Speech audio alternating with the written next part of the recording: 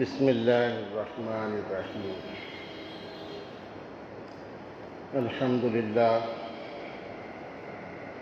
الحمد للہ وکفا وسلام علی عبادہ الذین اصطفیٰ اما بعد قال اللہ تبارک وتعالی فی القرآن المجید وَقَضَى رَبُّكَ أَلَّا تَعْبُدُوا إِلَّا إِيَّاهُ وَبِالْوَالِدَيْنِ إِحْسَانًا إِمَّا يَبْلُغَنَّ عِندَكَ الْكِبَرَ أَحَدُهُمَا أَوْ كِلَاهُمَا فَلَا تَقُل لَّهُمَا أُفٍّ وَلَا تَنْهَرْهُمَا وَقُل لَّهُمَا قَوْلًا كَرِيمًا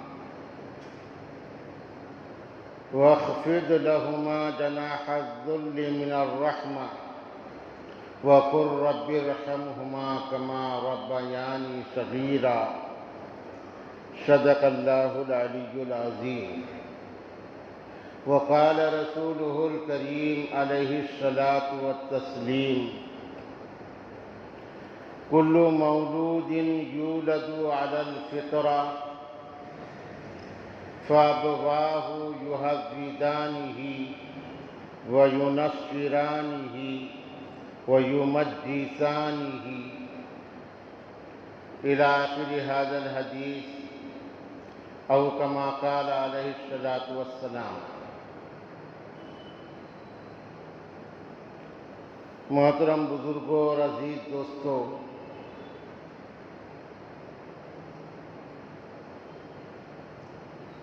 اللہ رب العالمین کا اس کائنات میں مطلوب انسان ہے۔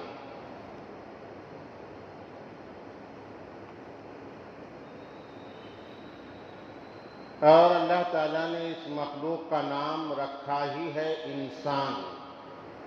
لَقَدْ خَلَقْنَا الْإِنسَانَ فِي أَحْسَنِ تَقْوِيمٍ۔ قرآن کریم میں کئی جگہوں پر جہاں اللہ نے آدم کی اولاد کا ذکر کیا ہے وہاں انسان کا لفظ استعمال کیا ہے۔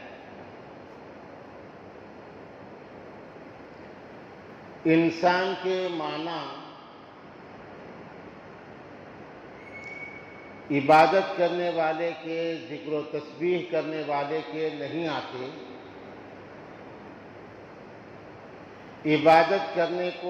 عبادت کرنے والے کو عبد کہیں گے، اس کی جمع عباد ہے۔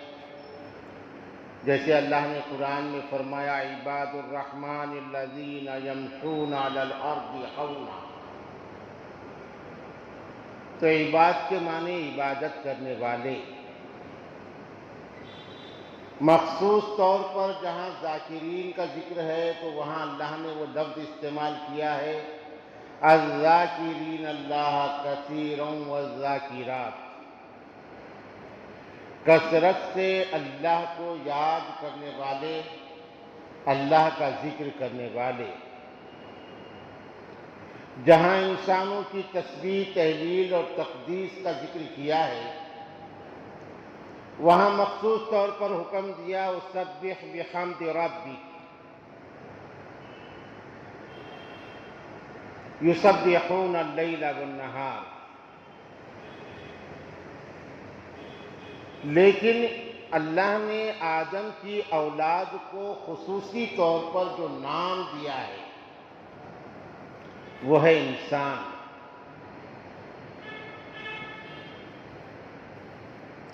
وَالْعَصْرِ إِنَّ الْإِنسَانَ لَفِي خُسْرٍ إِلَّا الَّذِينَ آمَنُوا وَعَمِلُوا الصَّالِحَاتِ وَتَوَاصَوْا بِالْحَقِّ وَتَوَاصَوْا بِالصَّبْرِ۔ تو انسان کا لفظ استعمال کیا ہے۔ انسان کے معنی ہے انس والا۔ انس کے معنی ہے محبت کرنے والا۔ انسان کے معنی انس کے معنی محبت، الفت، ملن ساری، غم خاری،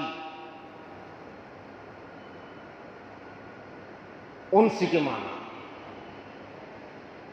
تو انسان کے معنی ہوئے ملن ساری والا، باہم محبت کو فروغ دینے والا، باہم ایک دوسرے سے مل کر زندگی گزارنے والا، انسانیت والا. جیسا کسی شاعر نے کہا، درد دل کے واسطے پیدا کیا انسان کو،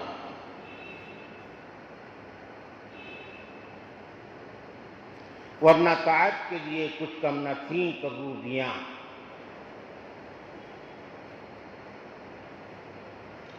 اور غالباً علامہ اقبال نے کہا تھا، تو ہے مدتوں سے زاہد، تجھے حور و غلماں مبارک،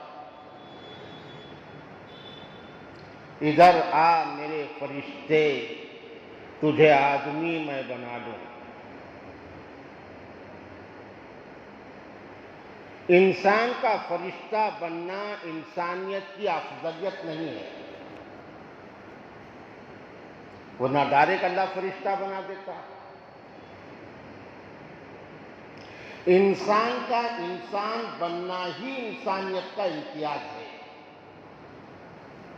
فرشتہ بننا اس کا امتیاز نہیں ہے.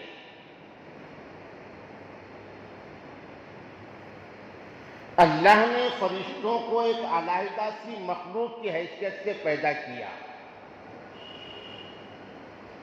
اور وہ سارے لوازمات جو ایک انسان کے ساتھ میں اللہ نے لگائے ہیں، فرشتوں کے ساتھ میں وہ لوازمات نہیں ہیں.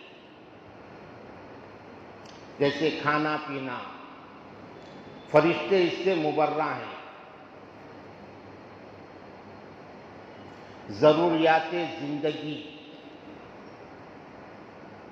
فرشتوں کو ضرورت نہیں پیش آتی.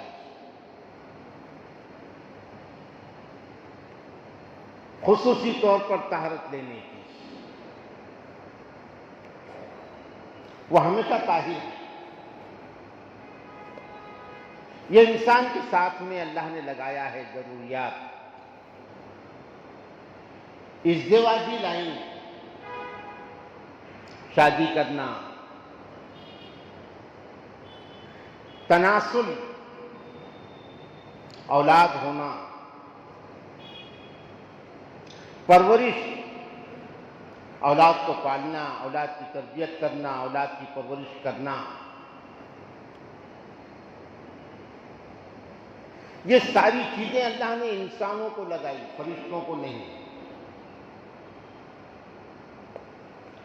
فرشتوں کا خمیر ہی تقدس ہے.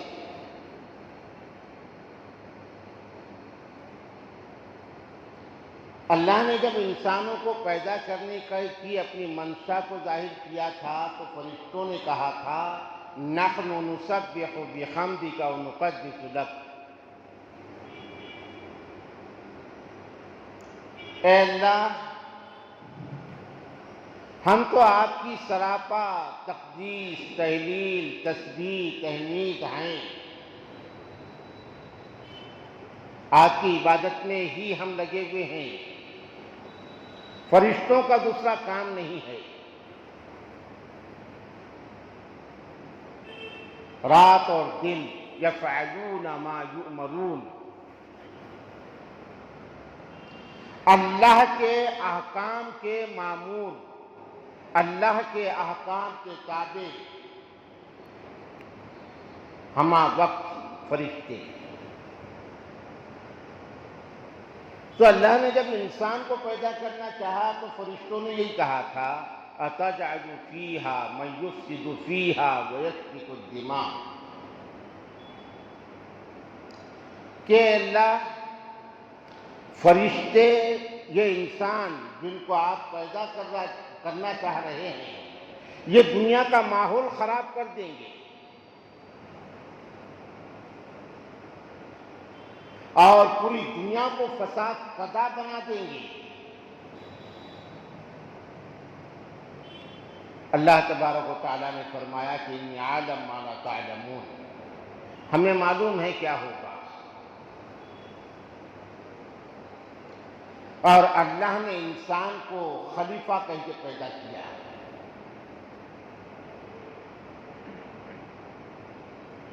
کہ دنیا کے اندر یہ ہمارا جانشین اور خلیفہ کی حیثیت سے رہے گا۔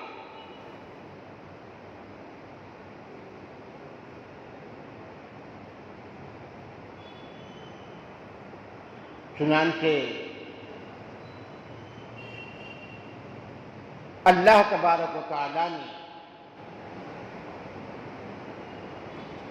انسان کو پیدا کر کے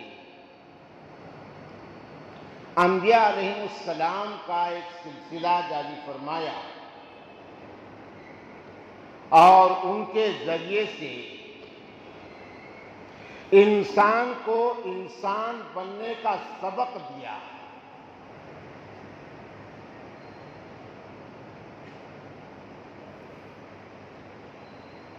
اور اس مقدس سلسلے کی آخری کڑی میرے اور آپ کے آقا سرور کونین تاجدار انبیاء روح کائنات فخر بنی آدم حضرت محمد الرسول اللہ صلی اللہ علیہ وسلم کی ذات اقدس ہے، خاتم الانبیاء والمرسلین۔ اور اللہ نے آپ پر کتاب اتاری قرآن مجید،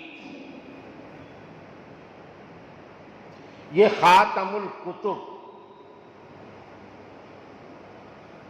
تو یہ سلسلہ اللہ کا انسان کو انسان بنانے کے لیے،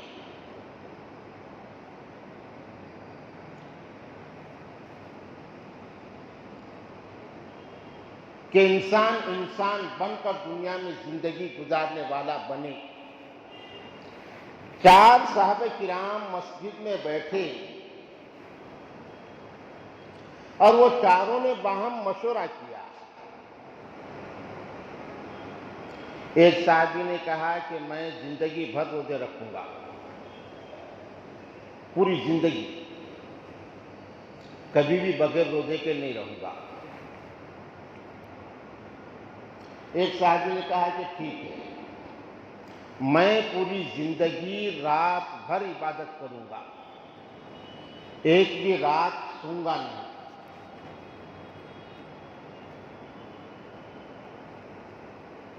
ایک صحابی نے کہا کہ میں اپنی زندگی میں شادی نہیں کروں گا، بغیر شادی کے پوری زندگی اللہ کی عبادت اور ریاضت میں لگا رہوں گا۔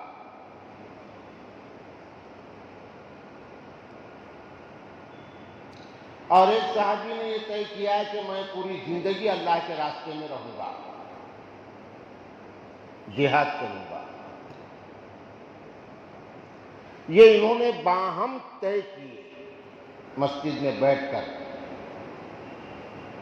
اتنے میں پیارے آقا صلی اللہ علیہ وسلم مسجد میں تشریف لائے، اور ان کی کچھ بات آپ نے سن لیے تھے۔ اللہ کے نبی نے فرمایا کہ کیا باتیں کر رہے تھے، تمہارے درمیان کیا گفتگو چل رہی تھی؟ تو انہوں نے بتایا، خوش ہو کے بتایا کہ اللہ کے نبی خوش ہو جائیں گے کہ میں پوری زندگی روزے رکھوں گا، ایک پوری زندگی رات بھر جاگے گا، ایک شادی ہی نہیں کرے گا، بس اللہ کے تقاضوں پر زندگی گزارے گا، ایک پوری زندگی جہاد کرے گا۔ تو شاید اللہ کے نبی ہماری یہ عزائم سے، یہ ارادوں سے خوش ہو جائیں گے۔ تو انہوں نے اللہ کے نبی کے سامنے اپنی بات رکھی۔ میں بتانے کی کوشش یہ کر رہا ہوں قرآن اور حدیث کی روشنی میں کہ دین کیا ہے۔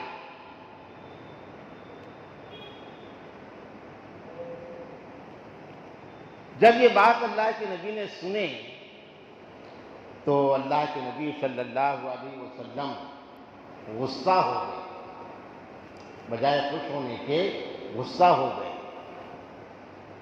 اور فرمایا انی اخشاکم الی اللہ، میں تم سب سے زیادہ اللہ سے ڈرنے والا ہوں، میرے سے زیادہ اللہ سے ڈرنے والا کون ہو سکتا ہے؟ اور میری زندگی دیکھو،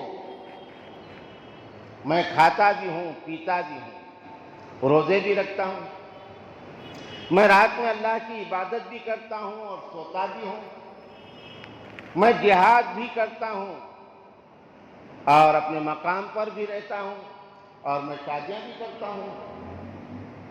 النکاح من سنتی، نکاح تو میری سنت ہے، میرا طریقہ ہے۔ فرمایا کہ جو تم نے طے کیا یہ دین نہیں ہے، یہ تمہاری غلط فہمی ہے، اس لیے کہ تم فرشتے نہیں ہو، تم انسان ہو، اور تمہارا انسان بن کر زندگی گزارنا ہی افضل ہے، تمہارا فرشتہ بننا افضل نہیں ہے اور یہ کمال نہیں ہے۔ کامل انسان بنو۔ تو کامل انسانوں کے اجتماع کا نام ہے ایک حسین معاشرہ۔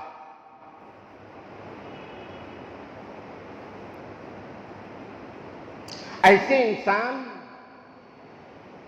جو پیارے آقا صلی اللہ علیہ وسلم نے تیار کیا، اور آپ کی جو منشا ہے کہ ایسے انسان تیار ہوں، اور اللہ رب العالمین نے کی جو منشا ہے کہ انسان ایسے بنے، ویسے انسانوں کے اجتماع کا نام ہے حسین معاشرہ۔ اور حسن معاشرت یہ اللہ کی سب سے بڑی عبادت ہے، اس لیے کہ اس امت کا سب سے بڑا جو خاصہ ہے وہ ہے ختم نبوت کی ذمہ داریوں کو نبھانا، دعوت کا، تبلیغ کا، دین کی اشاعت کا کام کرنا۔ یہ اس امت کا سب سے بڑا خاصہ اور مقصد ہے۔ کنتم خیر امت اخرجت للناس، تم آخری امت اور سب سے اچھی امت ہو، اور ہم نے تم کو تمہارے لیے نہیں بنایا کہ تم اپنی زندگی لے کر کے چلو، ہم نے تم کو ساری انسانیت کے واسطے بنایا۔ تأمرون بالمعروف وتنہون عن المنکر وتؤمنون باللہ، انسانوں میں زندگی گزار کر اچھی باتیں انسانوں کو بتاؤ، ایسی باتیں جس سے انسانوں کے درمیان محبتیں جنم لیں، ایسی باتیں جس سے انسانوں کے درمیان سے فساد کا خاتمہ ہو، ایسی باتیں جس سے ظلم کا خاتمہ ہو، انصاف قائم ہو، ایسی باتیں جس سے میاں بیوی کی زندگی میں خوشگواری پیدا ہو، ایسی باتیں جس میں ماں باپ اولاد کے حقوق کو جاننے والے بنے اور اولاد ماں باپ کے مقام کو پہچاننے والی بنے، ایسی باتیں جس سے بڑوں کو چھوٹوں کے ساتھ میں شفقت کرنے کا جذبہ اور سبق ملے، اور جس سے چھوٹوں کے اندر بڑوں کا ادب اور احترام آ جائے۔ اس لیے ہم نے تم کو پیدا کیا ہے کہ ایک اچھا معاشرہ تشکیل دینے کا کام کرو، اور یہی کام نبیوں کا ہوتا تھا،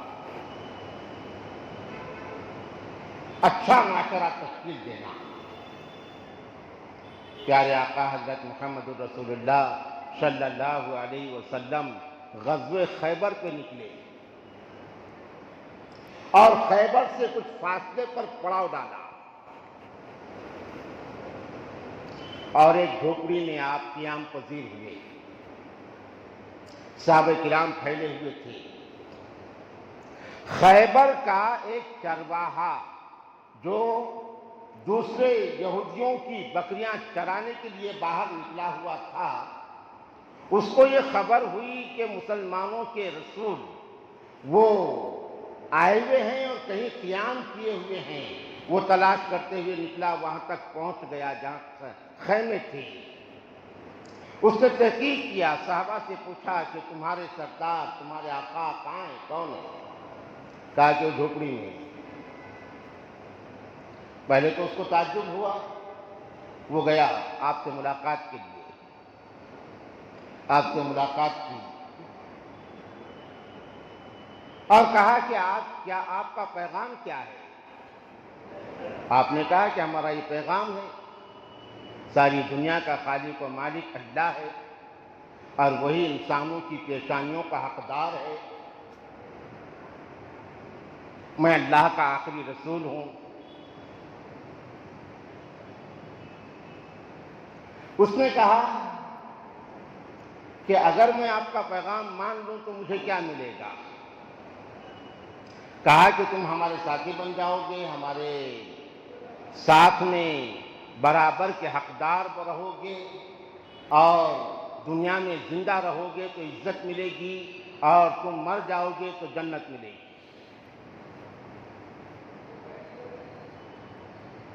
تو اس نے چرواہا نے اپنی حیثیت کو جان کر کہا کہ میں تو ایک معمولی چرواہا ہوں اور میرے سماج میں، میرے معاشرے میں میری جو حیثیت ہے ایک ہلکے انسان کی ہے.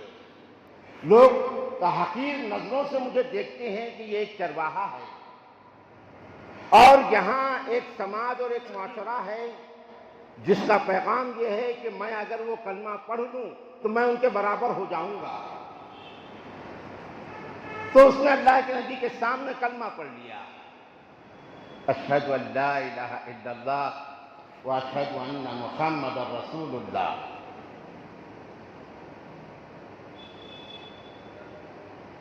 کلمہ پڑھ لیا اور کہا کہ اللہ کے نبی آپ میرے لیے کیا کام ہے؟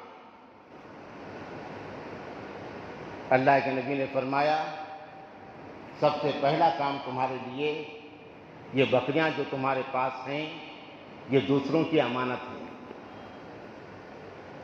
جبکہ جن سے جنگ کرنے کے لیے جا رہے تھے وہ بکریاں ان کی تھی، یہودیوں کی. اور چرواہا اب اللہ کے نبی صلی اللہ علیہ وسلم کا عاشق ہو چکا تھا. جو حکم اس کو دیں وہ کرنے کے لیے تیار. صحابہ کرام تھے، وہ صحابی بن گیا تھا. اور یہ بات حدیث سے اور صحابہ کے واقعے سے ثابت ہے کہ جب سے اللہ نے آسمان و زمین کو بنایا ہے تب سے لے کر آنے والی قیامت تک عشق اور محبت والے صحابہ کے جیسے پیدا نہیں ہوں گے. یہ تو فرضی داستانیں ہیں، لیلا مجنوں کی، شیریں اور فرحات کی فرضی داستانیں ہیں. اس دنیا میں عشق اور محبت کا لفظ اگر پیدا ہوا ہے تو میرا یہ یقین ہے، یہ عقیدہ ہے، وہ صحابہ کے لیے. آئے عشاق گئے وعدے فردا لے کر، اب انہیں ڈھونڈ چراغے رخے زیبا لے کر. پیارے آقا صلی اللہ علیہ وسلم سے صحابہ کے غیر معمولی عشق اور جنون اور دیوانگی کو دیکھ کر حدیبیہ سے پیغام دیا تھا مشرکوں کے قاصد نے کہ یہ دیوانوں سے ہم لڑ نہیں سکتے، صلح کرنا بہتر ہے. یہ تو دیوانے ہیں، یہ تو اپنے محبوب کے عشق میں اپنی جانوں کو دینے والے لوگ ہیں، یہ ہم سے نہیں ہو سکتا. بہرحال چرواہے نے کہا کہ میرے لیے کام کیا ہے؟ اللہ کے نبی نے فرمایا سب سے پہلا کام تمہارے لیے یہ کہ یہ بکریاں جن کی ہے ان کے حوالے کر کے آ جاؤ، اس لیے کہ یہ بکریاں تمہارے پاس اللہ کی امانت ہے. اس نے کہا اللہ کے نبی یہ بکریاں تو یہودیوں کی ہیں جو آپ کی جان کے دشمن ہیں. کہا کہ وہ مسئلہ الگ ہے، وہ بات الگ ہے، لیکن یہاں وہ تمہارے پاس امانت ہے اور اللہ کا حکم ہے کہ امانت والوں کے ان کے مالک کے حوالے کر دو. چنانچہ وہ بکریاں لے کر کے اس نے پہلے دیکھ کے آ گیا اور پھر اللہ کے نبی کے پاس آیا امانت واپس کر کے. ایسا معاشرہ تیار ہوا ہے صحابہ کا. معاشرہ اتنے آسانی سے تھوڑی بنتا ہے. ہم نے تقریر کر دیے اور آپ سمجھ گئے اور آپ نے عمل کرنا شروع کر دیا، نہیں. معاشرہ بڑی مشکل سے بنتا ہے. ہمارے دوست نے عنوان دیے کہ اصلاح معاشرے کی تمام کوششیں ناکام اور بے اثر کیوں؟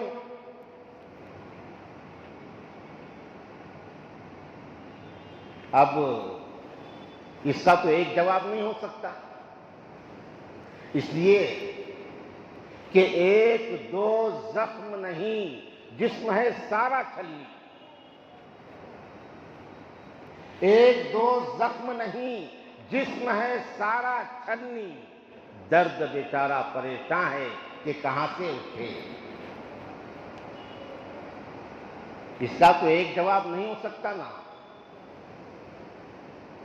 اس لیے کہ آئینے نو سے ڈرنا، نقشے کہن پہ اڑنا، اتنا آسان تھوڑی ہے.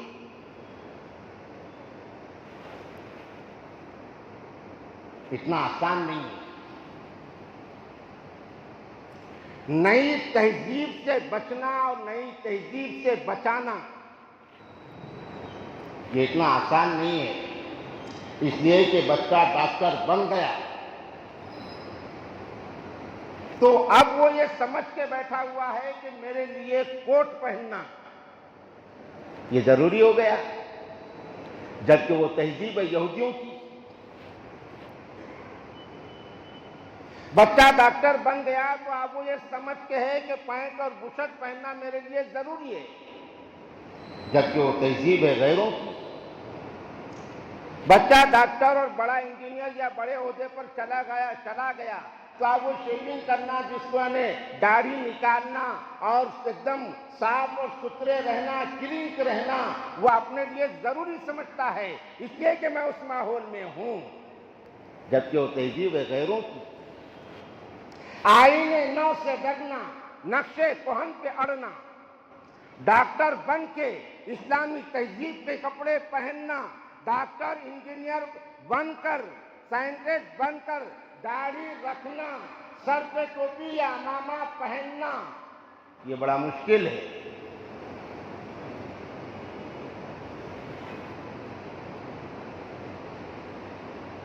مارکیٹ میں رہ کر جھوٹ سے بچنا اور سچ بولنا یہ بڑا مشکل ہے. آج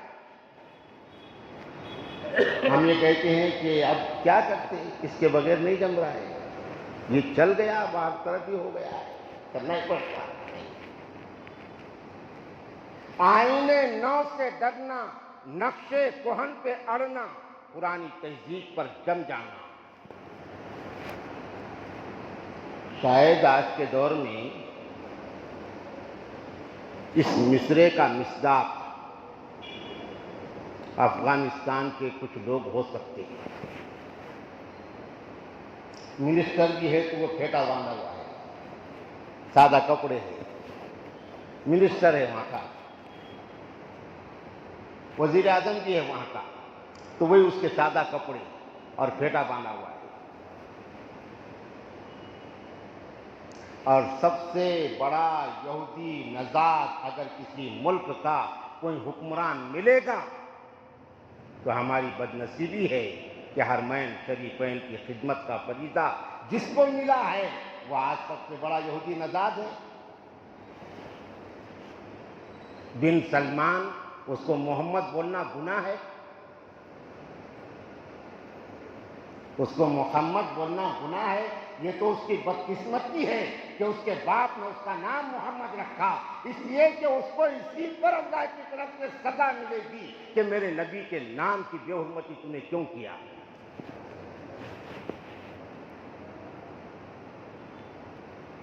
حرمین شریفین کی زمین کو داغدار اور خراب کرنے کا ذمہ دار سلمان کا بیٹا، غزہ کے معصوم بچوں کے خون اور عورتوں کے خون میں شامل اسرائیل کا حاشیہ بردار، امریکہ کا زر خرید،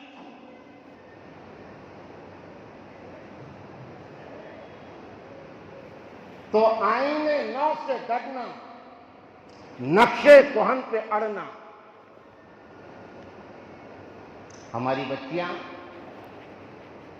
کالج پڑھ رہی ہے تو ٹی شرٹ پہن رہی ہے، جنس پینٹ پہن رہی ہے، بچیاں موبائل استعمال کر رہی ہے اور اسلامی لباس پہنے ہوئے کا مذاق اڑا رہی ہے۔ بچیاں ہماری، یہ آج کا لباس تھوڑی ہے۔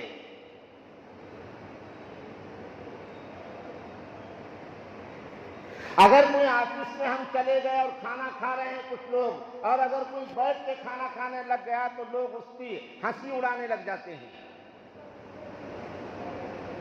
اگر ایک ساتھ کچھ لوگ کھانا کھا رہے ہیں اور بڑے بڑے دنیا کے جنٹل مین ان کے ساتھ میں کوئی کھانا کھا رہا ہے، پرانی تہذیب کا دل دادا، اور اس کا لقمہ گر گیا اور وہ اٹھا کے کھانے لگ گیا تو لوگ اس کو دیکھنے لگ جاتے ہیں، عجیب کام کر رہا ہے۔ لیکن یہ شرم، یہ مصنوعی شرم، یہ صحابہ کے پاس نہیں تھی۔ وہ اپنی تہذیب پر اس قدر گڑے ہوئے تھے کہ ایک صحابی گورنر، وہ دنیا کے بڑے بڑے گورنروں کے ساتھ میں کھانا کھا رہے تھے اور ان کے ساتھ ان کے خادم بھی تھے۔ وہ صحابی کا لقمہ نیچے گرا ان کے سامنے، انہوں نے وہ لقمہ اٹھایا، صاف کر کے کھانے لگے تو ساتھ کے خادم جو صحابی تھے انہوں نے کہا کہ حضرت یہ لوگ کیا کہیں گے، آج گرا ہوا لقمہ اٹھا کے کھا رہے ہیں۔ تو وہ صحابی نے کہا اَأَتْرُكُ سُنَّتَ حَبِيبِي لِهَؤُلَاءِ الْحُمَقَاءِ، میں ان بیوقوفوں کے واسطے میرے آقا کی سنت کو چھوڑ دوں؟ یہ نہیں ہو سکتا۔ معاشرہ آسانی سے نہیں بنتا، معاشرہ بڑی مشکل سے بنتا ہے۔ آئین نو سے ڈرنا، نقشے کہن پہ اڑنا، منزل یہی کٹھن ہے قوموں کی زندگی میں، سب سے بڑا مشکل کام۔ اور معاشرے کی تعمیر جو ہم آج بولنا چاہ رہے ہیں، معاشرے کی تعمیر قرآنی نقطۂ نظر سے اور حضور پاک صلی اللہ علیہ وسلم کے نظریے سے، اللہ کے نبی صلی اللہ علیہ وسلم نے جو بتایا ہے عمومی طور پر معاشرے کی تعمیر، وہ آدم کا بیٹا حوا کی بیٹی شادی کے بندھن میں بندھنے کے پہلے سے اس کا آغاز ہوتا ہے، معاشرے کی تعمیر کا۔ یعنی ابھی شادی نہیں ہوئی، ابھی ہندا اور زید یہ دونوں کا جو رشتہ ہوا ہے، یہاں سے معاشرے کی تعمیر شروع ہوئی ہے، شادی نہیں ہوئی ہے جی۔ حضرت عمر فاروق رضی اللہ تعالی عنہ کے عدالت میں ایک باپ نے مقدمہ دائر کیا،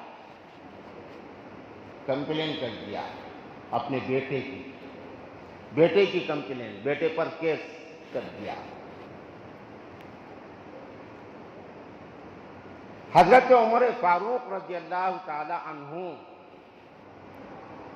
وقت کے جلیل القدر انسان،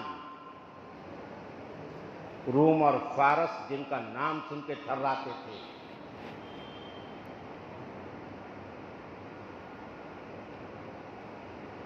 تو باپ نے اپنے بیٹے کے خلاف شکایت درج کی۔ حضرت عمر رضی اللہ تعالیٰ عنہ کو تعجب ہوا۔ اس زمانے اور ماحول کے اعتبار سے، اس کے تناظر میں، اس زمانے کے معاشرے کے پیش نظر تعجب ہوا کہ اولاد ماں باپ کی نافرمان بھی ہو سکتی ہے۔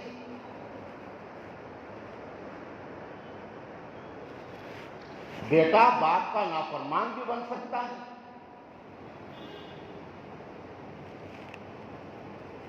تو حضرت عمر نے بیٹے کو حاضر کرنے کے لیے کاتب بھیجے کہ ان کے بیٹے کو حاضر کیا جائے، عدالت میں لاؤ۔ کیونکہ یک طرفہ بات سن کے فیصلہ کرنا سچے جج اور قاضی کے خلاف ہے۔ یہ بڑی ذمہ داریاں ہوتی ہے فیصلے کی، آسان نہیں ہوتا۔ ٹھیک ہے، ان کے پاس کوئی دستور یا ان کے پاس کوئی صاف ستھری سوچ نہیں ہے، ان کے پاس صرف اقتدار کا نقشہ ہے، اور وہ اقتدار کے نقشے کو جیسا چاہے ویسا موڑ رہے ہیں اس طرف، اس لیے کہ ان کے پاس کل کی فکر کا کوئی سبق نہیں ہے، ان کے پاس مرنے کے بعد کیا ہوگا اس کا کوئی تصور نہیں ہے۔ وہ کر رہے ہیں، لیکن ہم کیا کر رہے ہیں؟ ہمارے بزرگوں نے جہاں سے آزاد ہندوستان شروع ہوا تھا تو ہمارے بزرگوں نے وہیں ہندوستان کے مستقبل کا انداز لگا لیا تھا کہ انتظار صبح میں جاگے تمام رات، انتظار صبح میں جاگے تمام رات، نکلا جو سورج وہ بھی گہن آلود تھا۔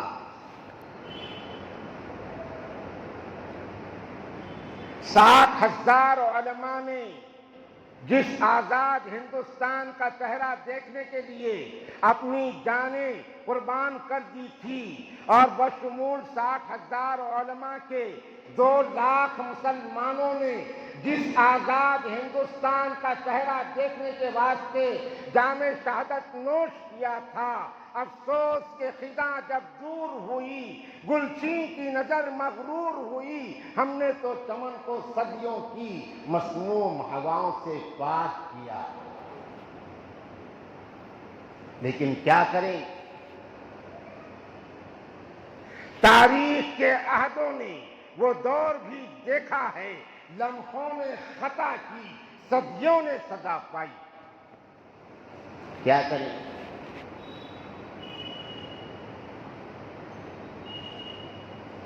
اگر نام نہاد علیحدہ مسلم ملک کا نعرہ اور مانگ اس اکھنڈ ہندوستان کے سامنے نہیں آتی تو آج کے ہندوستان کا چہرہ الگ ہوتا۔ بہرحال یہ ایک دوسری بات ہے۔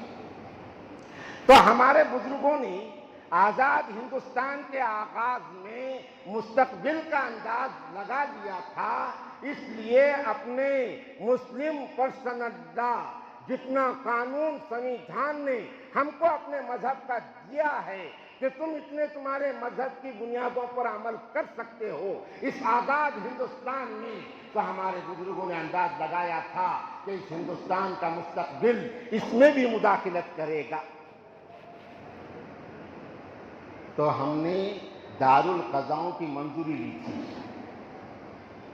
کہ ہمارے آئلی مسائل کے لیے ہم کو الگ سے اسلامک کورٹ کی منظوری دی جائے، وہاں ہم نکاح، خلا، طلاق، وراثت کے مسائل کو حل کریں گے، اور اس میں ہم زبردستی نہیں کریں گے۔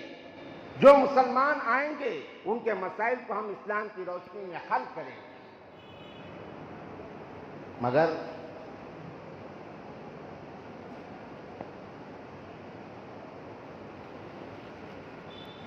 باغبان آگ دی آشیانے کو میرے، جن پہ تکیا تھا وہی پتے ہوا دینے لگے۔ برا حال ہے، یہ بھی ایک رخ ہے معاشرے کی کوششیں ناکام کیوں ہو رہی ہیں؟ اس لیے میں نے حافظ نعیم صاحب سے کہا تھا کہ یہ عنوان کا 60% حصہ یہ صرف خواص میں بولنے کا ہے، عوام میں بولنے کا نہیں ہے۔ تو نہیں بولوں گا، اتنا کہوں گا کہ دارالقضاؤں کا نظام فیل ہو گیا، اور وہ فیل کرنے کا ذمہ دار میں، عوام نہیں، عام مسلمان نہیں، میں ہوں اس کا ذمہ دار۔ میں نے جو رویہ اور جس انداز سے اس نظام کو لے کر چلنے کی کوشش کیا، وہاں بھی میں اپنے مفاد سے سبکدوش نہیں ہو سکا۔ یہ بڑی تلخ حقیقت ہے، وہ بھی نظام سے ہو گیا۔ تو فیصلے کرنا اتنا آسان نہیں ہے، بڑا مشکل ہے۔ حضرت عمر رضی اللہ تعالیٰ عنہ جیسے جلیل القدر صحابی، مسلمانوں کے امیر، خلیفۃ المسلمین، امیر المومنین، مسلمانوں کے امیر، وہ امارت الگ ہے۔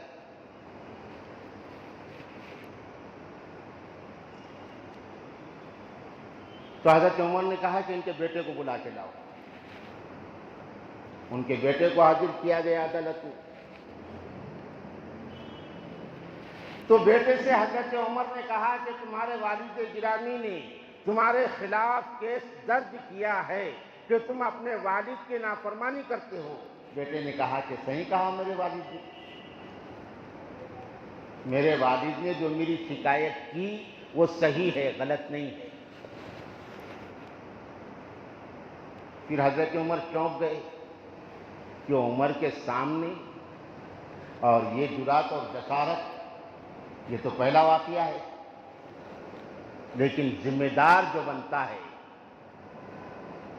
سارے جذبات اس کو شریعت کے حوالے کرنا ہوتے ہیں، وہ ذمہ دار بن سکتا ہے، حقدار ہے۔ جو اپنے جذبات اور مفادات کو شریعت کے تابع نہیں کرتا، اس کو ذمہ دار بننے کا حق نہیں ہے سماج کے اندر۔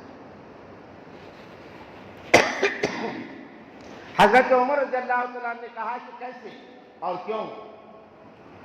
تو بیٹے نے کہا کہ حضرت گستاخی معاف ہو، میں کچھ بولنے کی اجازت چاہتا ہوں۔ کہا کہ ٹھیک ہے، بولیے آپ۔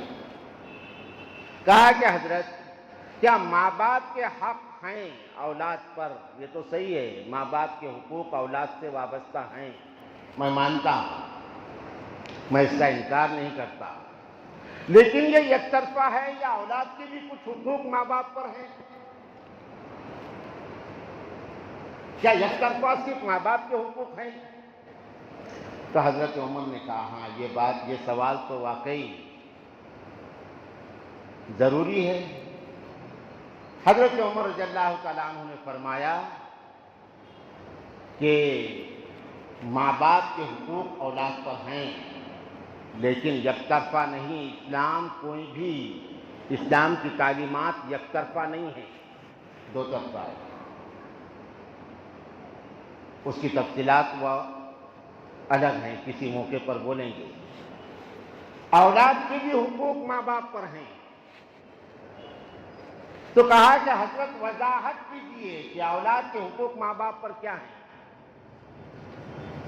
تو یہ حضرت عمر نے بتایا کہ 3 حق ہیں اولاد کے، ماں باپ پر 3 حق ہیں۔ سب سے پہلا حق یہ کہ زید کو نکاح کرنا ہے، شادی کرنا ہے، تو وہ دیندار گھرانے کی بچی دیکھے۔ زید اگر ڈاکٹر ہے تو وہ اپنے آپ کو پہلے مسلمان سمجھے، زید اگر انجینئر ہے تو وہ پہلے اپنے آپ کو مسلمان سمجھے، زید اگر سائنٹسٹ ہے تو وہ پہلے اپنے آپ کو مسلمان سمجھے، زید اگر ادیوگ پتی ہے تو وہ پہلے اپنے آپ کو مسلمان سمجھے۔ اپنے لیے ادیوگ پتی گھرانے کی بچی اور ڈاکٹر بچی، انجینئر بچی، ٹیچر بچی تلاش کرنے کے پہلے وہ مسلمان بچی تلاش کرتے۔ پہلا حق یہ ہے کہ زید دیندار گھرانے کی دیندار بچی تلاش کرے، اس سے شادی کرے۔ دوسرا حق اولاد پر یہ ہے کہ جب بچہ پیدا ہو، دونوں میاں اور بیوی دیندار ہیں، میاں بیوی دونوں بھی دیندار ہیں، تنکح المرأة بأربع لمالها لجمالها لحسبها ولدینها فاظفر بذات الدین تربت یداک یا ابا ہریرہ، یہ حدیث بنیاد ہے۔ اس حدیث میں یہ منع نہیں کیا گیا کہ مالدار گھرانے کی بچی سے نکاح نہیں کرنا، یہ بھی منع نہیں ہے کہ اچھے اور اونچے خاندان کی بچی تلاش نہیں کرنا، اور یہ بھی منع نہیں کیا گیا کہ خوبصورت بچی تلاش نہیں کرنا، بلکہ یہ تمام چیزوں کے ساتھ فوقیت اس کو مت دو، فوقیت دو دیندار بچی کو، کہ خوبصورت ہے، دیندار ہے، ٹھیک ہے، مالدار گھرانے کی ہے، آپ بھی مالدار ہیں تو دیندار ہے کیا نہیں ہے؟ نہیں ہے تو نہیں۔ صرف مال کی بنیاد پر، خوبصورتی کی بنیاد پر، یا ظاہری حسب اور نسب کو بنیاد بنا کر نکاح کرنا، یہ شریعت کے خلاف ہے۔ تو پہلا حق یہ۔ دوسرا حق، جب یہ دیندار جوڑے کو اولاد ہو گئی، معاشرہ یہاں سے شروع ہو رہا ہے، حسین معاشرے کی تشکیل یہاں سے شروع ہو رہی ہے۔ جب اولاد ہو تو اس کا اچھا نام رکھے، احسن التسمیہ، حکم اچھا نام رکھو، اس لیے کہ نام کا اثر پڑتا ہے انسان پر، الفاظ کا بھی اثر پڑتا ہے۔ اگر کسی انسان کو آپ ماشاءاللہ ماشاءاللہ آئیے محترم آئیے محترم ایسا کہہ کے پکارے تو وہ پسیج جائے گا، پسیج جائے گا، آپ کی عزت کرے گا، آپ کی محبت اس کے دل میں بیٹھے گی۔ اگر کسی انسان کو بلا وجہ آپ کہیں آپ گدھے آدمی ہیں تو اس کے تن سے بدن، پورے تن بدن میں آگ لگ جائے گی، مجھے گدھا بولا۔ الفاظ کا اثر پڑتا ہے۔ تو اچھے نام رکھنے کا، اللہ کے نبی صلی اللہ علیہ وسلم نے کئی صحابہ کے نام جو زمانے جاہلیت کے رکھے ہوئے تھے اس کو بدل ڈالا بعد میں۔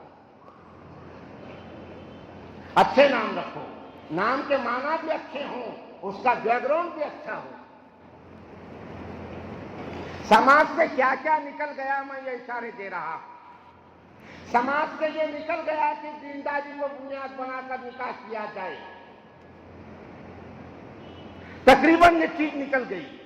جس کے گھر میں امیری کا شجر لگتا ہے اس کا ہر عیب زمانے کو ہنر لگتا ہے، یہ نکل گیا۔ زمانے سے یہ بھی نکل گیا کہ اچھے نام لڑکوں کے لڑکیوں کے رکھے جائیں۔ اب دل میں یہ آ گیا، بچہ پیدا ہوا تو شاہ رخ، بچی پیدا ہو گئی تو ثانیہ۔ تصور کیا ہے، پیش نظر کیا ہے؟ وہ ہجڑا، ناچنے والا، وقت پڑ گیا تو پوجا کرنے والا، اس کو تم نے اپنا آئیڈیل بنایا۔ کیا اسلام کی تاریخ میں نام نہیں تھے جو اپنے بچے کے مستقبل کو دیکھ کر تم رکھتے؟ لڑکی کا نام رکھا تو کیا سمجھ کے رکھا؟ وہ جو ساری دنیا کو ناچ بتاتی، ساری دنیا کو اپنا آدھا وطن بتاتی۔ کیا اسلام کی تاریخ میں نام نہیں تھے اپنے بچی کا رکھنے کے لیے؟ کیا معاشرہ بنے گا؟ ہزار اجتماعات ہونے دو، ہزار جلسے ہونے دو، ہزار تنظیمیں قائم ہونے دو، ہزار طریقے سے تم کوشش کرو، جس کی بنیاد غلط ہو وہ عمارت مضبوط نہیں بن سکتی۔ یہ سب فرسودہ کوششیں ہیں۔ پھر ہم کہہ رہے ہیں کیا بات ہے، کیوں نہیں ہو رہا ہے ایسا؟ بڑے بڑے اجتماعات ہو رہے ہیں، نتیجہ کیا نکل رہا ہے؟ کھربوں روپیہ مسلمانوں کا صرف ہو رہا ہے۔ کیسا اجتماع ہوا؟ ماشاءاللہ، کیا سنداس اور باتھ روم تھے، کیا کھانا بنا؟ یہ ساری کوششیں بزرگوں کی طرف سے قابل صد قابل قدر ہیں، یہ تو کرنا پڑے گا، یہ تو کرنا پڑے گا ہم کو، اس لیے کہ یہ نہیں کریں گے تو پھر کیا کریں گے؟ کیا بیٹھ جائیں گے؟ لیکن نہیں، وہ یہ ساری چیزوں کے ساتھ ہماری بنیادیں سدھارنا پڑے گی۔ بنیادیں اگر غلط ہوں تو عمارت صحیح نہیں بن سکتی۔ یہ دو چیزیں تو نکل گئی۔ تیسری چیز حضرت عمر نے کہا کہ تیسرا حق اولاد کا ماں باپ پر جو ہے وہ اولاد کی صحیح تعلیم اور تربیت ماں باپ کریں، یہ تیسرا حق ہے۔ اس پر انشاءاللہ کسی موقع پر ہم بات کریں گے۔ اللہ سے دعا ہے اللہ تبارک و تعالی ہم تمام کو عمل کرنے کی اور اس کو سنجیدگی کے ساتھ سمجھنے کی توفیق نصیب فرمائے، اور ایک اچھے معاشرے کی تشکیل کے لیے مختلف طریقوں سے دعوت و تبلیغ ہو یا مدارس ہو یا تنظیمیں ہوں، انفرادی ہو یا اجتماعی ہو، کوششوں کے ساتھ اللہ ہم تمام کو قبول فرمائے۔ وآخر دعوانا ان الحمد للہ رب العالمین۔